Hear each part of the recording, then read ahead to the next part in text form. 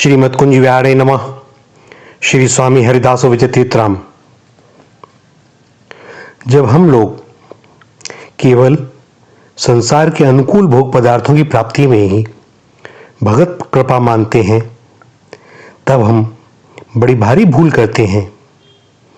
भगवान की कृपा तो सदा है, सब पर है, निरंतर है और सभी अवस्थाओं में है।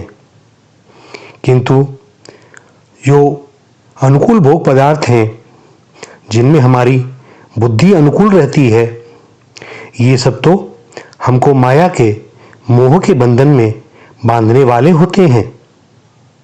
माया के मोह में बांधकर जो भगवान से अलग कर देने वाली चीज है, उसकी प्राप्ति में भगवत कृपा मानना कितनी बड़ी भूल है। पर होता यही है कि जब हम लोग भगवान का तनिक सा भी भजन करते हैं, भगवान के नाम का जाप करते हैं, रामायण और गीता आदि का पाठ करते हैं और संसार के भोगों की प्राप्ति में जरा सी सफलता प्राप्त हो जाती है, तब हमें लगता है कि हमारी कामना पूरी हो गई और मुझे इस सद्ग्रंथ से, भगवान के नाम जपने से, भगवान नाम लेने से लाभ हो गया। जहां हम लोग अनुकूल भोगों में भगवान की कृपा मानते हैं, वहां प्रतिकूल होने पर निश्चय ही इसका उल्टा ही सोचते हैं और मन ही मन कहते भी हैं, भगवान बड़े निर्दयी हैं, सब पर कृपा करते हैं, मुझ पर ही नहीं। और कभी कभी तो लगता है कि भगवान न्याय करते ही नहीं। और इससे भी बुरी स्थिति तब होती है जब हृदय में यह भावना आ जाए, क्या भगवान है भी? होते तो क्या मेरे साथ ऐसा होता? इस प्रकार मन ही मन भावना कर हम भगवान को अस्वीकार कर देते हैं।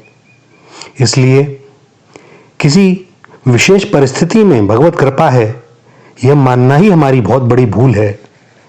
जब हमें सफलता मिलती है तो उसमें हम भगवान की कृपा मानते हैं, पर थोड़ा आगे जाने पर वह कृपा जब रुक जाए, छिप जाए, तो हम कृपा को भूल जाते हैं और अपने कर्म और उसके कारण होने वाले फल को ही महत्व देते हैं। अर्थात अपने अहंकार को महत्व देते हैं कि यह कार्य मैंने किया, यह सफलता मैंने प्राप्त की। इस प्रकार हम अपनी बुद्धि का, अपने बल का, अपनी चतुराई का, अपने कौशल का घमंड करते हैं, अभिमान करते हैं और भगवान को भूलकर अपने अहंकार की पूजा करने लगते हैं। सफलता मैंने प्राप्त की, इसलिए मेरा मान सम्मान होना ही चाहिए। मैंने धनोपार्जन किया, मैंने व्यवसाय को सुदृढ़ किया, कोठी बंगला गाड़ी सब आज मेरे पास है। कितने ही क्षेत्रों में लोग मेरा सम्मान करते हैं। मैं राष्ट्र की सेवा करता हूँ, समाज की सेवा करता हूँ और लोगों की, दीन दुखियों की पीड़ा को हर संभव दूर करने का प्रयत्न करता हूँ। इस प्रकार प्रत्येक कर्म में हम अपना अहम लगा देते हैं और इस अहम की पूजा और प्रचार करने लगते हैं। जब कभी इस अहम की पूजा जहाँ नहीं होती, वहाँ हम भीतर ही भीतर बौखला उठते हैं और हमें लगता है कि यह हमारा अपमान हो रहा है। श्रीमद् भागवत में आया है, महाराजा बलि की शक्ति बढ़ी, बलि विश्व विजयी हो गए, देवताओं की शक्ति क्षीण हो गई और देवता भयभीत होकर छिप गए। बलि का प्रताप सूर्य के समान संपूर्ण विश्व पर छा गया। किंतु बलि भगवान के भक्त थे, वे भगवान की कृपा मानते थे, पर बलि के मन में भी अपने इस विषय का अहंकार तो आया ही। निमित्त चाहे कुछ भी हो, पर भगवान ने बलि पर कृपा करी, क्योंकि भगवान अपने भक्त के भीतर तनिक सा भी अहंकार नहीं देख सकते। क्या किया उन्होंने? वामन अवतार लिया, बलि का सारा राज्य हरण कर लिया, बलि का सारा ऐश्वर्य हरण कर लिया। प्रश्न उठ सकता है कि अपने भक्त के साथ भगवान ने ऐसा क्यों किया? तो इसका एक ही उत्तर है कि भगवान ने बलि पर कृपा करने के लिए ऐसा किया। भगवान ने उन पर यह कृपा किस लिए की? दयामय भगवान ने उन पर अपनी कृपा वृष्टि इसलिए की कि बलि को जो अपने राज्य का विजय का अहंकार हो गया था, उनका मोह इस प्रकार बढ़ता रहता तो पता नहीं आगे जाकर बलि क्या कर बैठते। भूल जाते भगवान को। बलि कुछ कर न बैठे। बलि का ऐश्वर्य विजय मद ना रहे। बलि भगवान की ओर लग जाएं, इसलिए भगवान ने बलि पर कृपा करी। बलि ने स्वयं से स्वीकार किया। यह बात सबकी समझ में आना बड़ा दुष्कर है कि बलि का राज्य ले लिया, उसका सर्वनाश कर दिया, उसे बांध लिया, इसमें क्या कृपा है। पर भक्त जानते हैं, जो मेरे ठाकुर के परिकर हैं, वे जानते हैं कि सचमुच भगवान ने उन पर बड़ी कृपा की। बलि को उन्होंने एक पैक से आकाश नाप लिया, दूसरे से पृथ्वी और तीसरे से बलि के सर पर अपना चरण रख दिया। तो आश्रय में आ गया मेरे। बुद्धि में जो भी कलुष था अब ना रहा। भगवान का हो गया, भगवान का दास हो गया, भगवान ने स्वीकार कर लिया। बलि ने अपना सर्वस्व निवेदन कर दिया, मस्तक चढ़ा दिया, अर्थात अपने अहंकार को भगवत चरणों में समर्पित कर दिया। अद्भुत कृपा है। बलि के महाराज पितामह भक्तराज प्रहलाद ने भगवान की स्तुति करते हुए कहा, प्रभु, आपने ही बलि को ऐश्वर्यपूर्ण इंद्रत्व दिया था। आज आपने उसे छीनकर इस पर बड़ी कृपा की है। आपकी कृपा से आज ये आत्मा को मोहित करने वाली अपनी राज्यश्री से अलग हो गया। लक्ष्मी के मत से बड़े बड़े विद्वान मोहित हो जाते हैं। ऐसी लक्ष्मी को छीनकर महान उपकार करने वाले समस्त लोकों के महेश्वर, सबके अंतर्यामी तथा सबके परम साक्षी आप श्री नारायण देव को मैं नमस्कार करता हूं। जब भगवान किसी पर कृपा करते हैं तब उसके संपूर्ण ऐश्वर्य का विनाश कर देते हैं, जिससे एक बार तो वह दुखी हो जाता है। इसी प्रकार जिसके सम्मान की वृद्धि हो जाती है, भगवान उसका अपमान करवा देते हैं, लांछित करवा देते हैं, जिससे वह मान की माया से छूटकर भगवान की ओर बढ़े। जितनी भी इस प्रकार की लीलाएं होती हैं, सब में भगवान की कृपा ही हेतु होती है।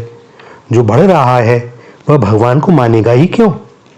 क्योंकि जब तक जगत में सफलता होती है तब तक मनुष्य बुद्धि का ही अभिमान करता है, और इसलिए भगवान तथा धर्म दोनों ही उससे दूर हो जाते हैं।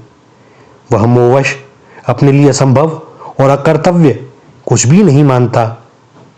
उसका यही मानना होता है, मैं चाहे जो कर सकता हूँ, कौन बोलने वाला है, किसकी जगत में शक्ति है जो मेरे विचारों में, मेरे कार्यों में, मेरी उन्नति में बाधा दे सके। पर भगवान की कृपा से स्थिति उत्पन्न हो जाती है जो उसकी सारी सफलताओं को धूमिल कर देती है। तब वह फिर भगवान की ओर देखता है। जब तक मनुष्य को संसार का आश्रय मिलता है तब तक वह भगवान की ओर कैसे देखे? जब तक उसकी प्रशंसा करने वाले, उसे आश्रय देने वाले, उसकी बुरी अवस्था में भी कुछ भी मित्र बंधु रहते हैं, तब तक वह उन्हीं की ओर देखता है। द्रौपदी के चीरहरण का प्रसंग ही देख सकते हैं। भगवान की ओर उसने तब तक नहीं देखा, तब तक उसने भगवान को नहीं पुकारा जब तक कि उसे तनिक भी किसी की आशा बनी रही। वह उनकी ओर देखती रही निर्निमेष दृष्टि से। उसने पांडवों की ओर देखा, आचार्य द्रोण की ओर देखा, विदुर की ओर देखा और देखा पितामह भीष्म की ओर। आशा थी उसे कहीं ना कहीं ये मुझे बचा लेंगे, किंतु वह जब सब ओर से निराश हो गई, उसे किंचित भी कहीं आश्रय न रहा, तब उसने निराश्रय के आश्रय और निर्बल के बल भगवान का स्मरण किया। और भगवान को आते कितनी देर लगती है?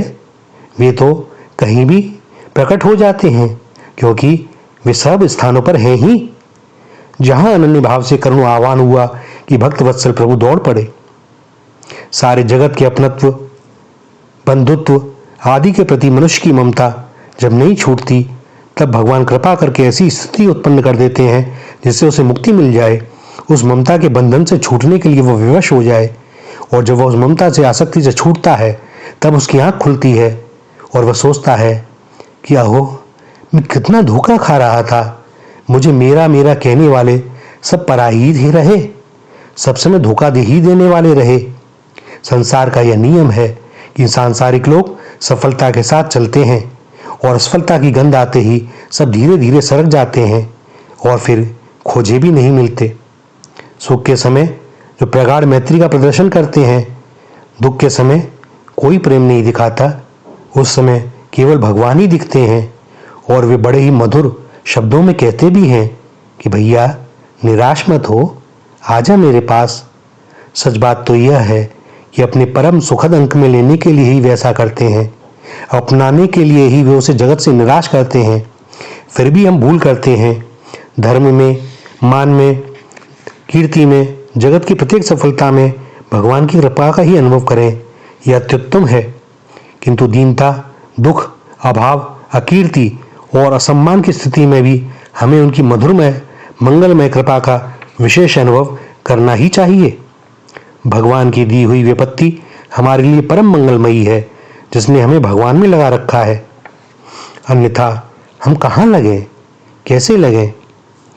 संसार में हम जिन सांसारिक सुविधाओं को सुख मान रहे हैं, वह वस्तुतः सुख नहीं है। किसी ने हमें आदर दिया, बड़े प्रेम से बुलाया, सम्मान किया, और किसी ने अपमान किया।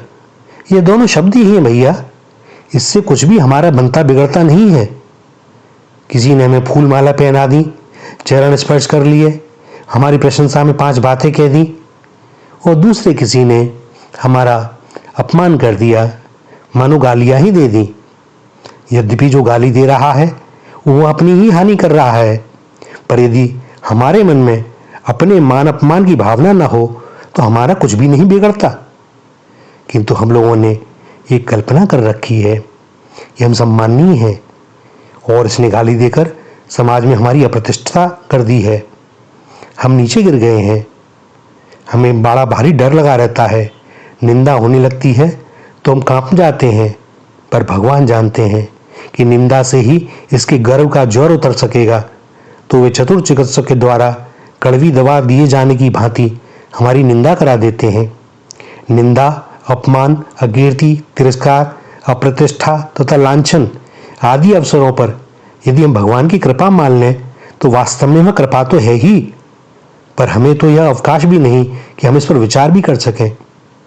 जब तक सफलता है, जब तक मिथ्या आदर है, पर हम मानते हैं कि हमें अवकाश कहाँ है, कितना काम है, हमारे तो बहुत से प्रिय संबंधी हैं, कितने ही मित्र हैं, पार्टियां हैं, बिजनेस है, मीटिंग है, सब लोग हमें बुलाते हैं, वहाँ हमें जाना है, क्या करें? पर भगवान तनिक सी कृपा कर दें, लोगों के मन में यह बात आ जाए कि इस व्यक्ति के बुलाने से बदनामी होगी, तो आज से ही हमें सब बुलाना बंद कर दें। मुंह से बोलने में भी सकुचाने लगे, कोई राम राम राधे राधे भी ना करे और हमें देखते ही मुंह फेर ले। भगवान ने जरा सा उपाय क्या कर दिया कि अवकाश ही अवकाश मिल गया। अब खूब समय है, जपो ना उनका नाम, खूब लो।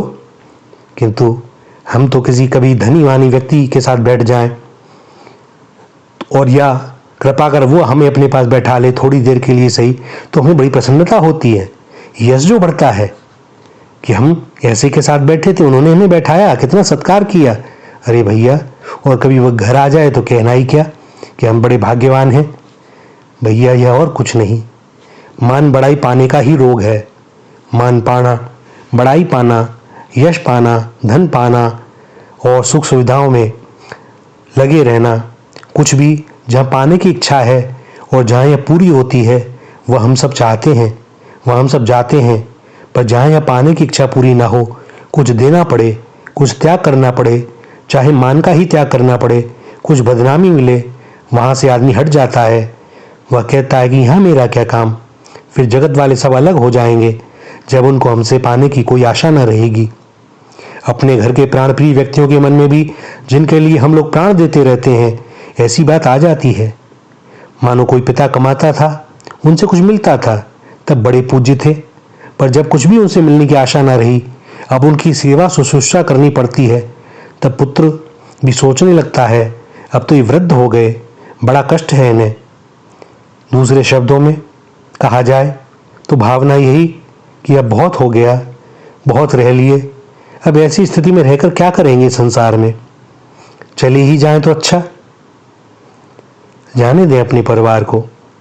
अपना ही वर्ष शरीर जब 2-4 वर्ष बीमार रह जाए, औषधि खाने पर भी अच्छा ना हो, तो निराश हो जाता है मन और मन में खुद स्वयं आता है यह शरीर छूट जाए तो अच्छा।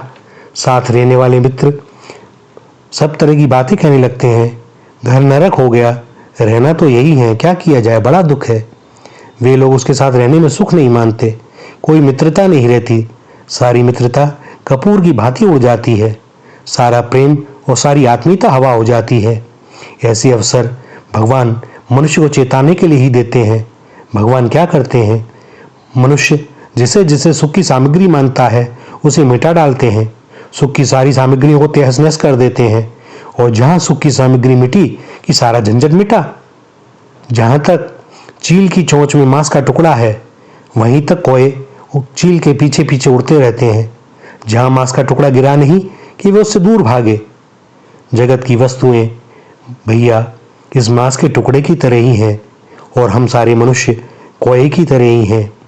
भागवत में आता है, अवधूत भगवान ने चील से यही शिक्षा ली, मान नहीं रहे, धन नहीं रहे, स्वास्थ्य नहीं रहे, यश नहीं रहे, मकान नहीं रहे, नौकर चाकर नहीं रहे, खाने को ना रहे तो फिर हमारे पास कौन आएगा। पर यदि कोई बुद्धिमान हो तो निश्चय ही वह इससे विपरीत सोचेगा कि भगवान ने कितनी कृपा की कि मेरे जितने भी गिरने के अवसर थे सबको मुझसे दूर कर दिया, किंतु अपने से दूर न किया भगवान ने। भगवान मंगल भवन अमंगलहारी हैं, वे भला हमारा अमंगल कैसे कर सकते हैं। दृढ़ विश्वास रखें, वे जो भी करते हैं हमारे मंगल के लिए ही करते हैं।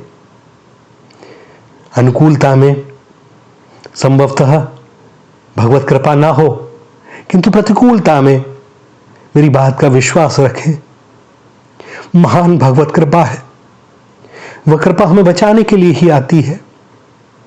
तो जब भी प्रतिकूलता आवे केवल भगवान का स्मरण करें। कभी भी यह न सोचें इसके कारण मुझे क्या दुख हो रहा है। नहीं, दुख नहीं हो रहा, परम सुख के लिए भगवान ने यह परिस्थिति हमारे पास भेजी है और वे ही पार लगाएंगे। हम तो निमित्त मात्र हैं, आश्रित हैं उनके। वे जानते हैं हमारे लिए क्या कल्याणकारी है। जब किसी को ज्वर हो जाता है, मलेरिया हो जाता है तो उसे कड़वी औषधि भी दी जाती है और वह कड़वी औषधि का सेवन यह विश्वास के साथ करता है कि मैं अगर इन्हें कुछ दिन तक लेता रहूँगा तो मैं स्वस्थ हो जाऊँगा। क्योंकि अपने स्वस्थ होने की कामना है तो वह कड़वी औषधि से और डॉक्टर से कोई परहेज नहीं करता, उसे बुरे वचन नहीं बोलता। इसी प्रकार जिसका चिकित्सालय में ऑपरेशन हो रहा हो और देह को बचाने के लिए किसी शरीर का भी के किसी अंग का भी त्याग करना पड़े तो व्यक्ति सहज से उसका त्याग कर देता है, क्योंकि बाकी चीजें बच रही हैं। यह कौन सी कम कृपा है भगवान की। तो भैया प्रभु बड़े मंगलकारी हैं, वो जब भी सोचते हमारे कल्याण की ही सोचते हैं। गांठ मान ले इस बात की और तब देखेंगे कि ये जगत कितना आनंदमय है। कृष्ण पक्ष हो या शुक्ल पक्ष, क्या फर्क पड़ता है। सोमवार, मंगल, बुध, बृहस्पति, शुक्र, शनि, रवि, सब दिन उन्हीं के। तो कौन सा शुभ कौन सा अशुभ।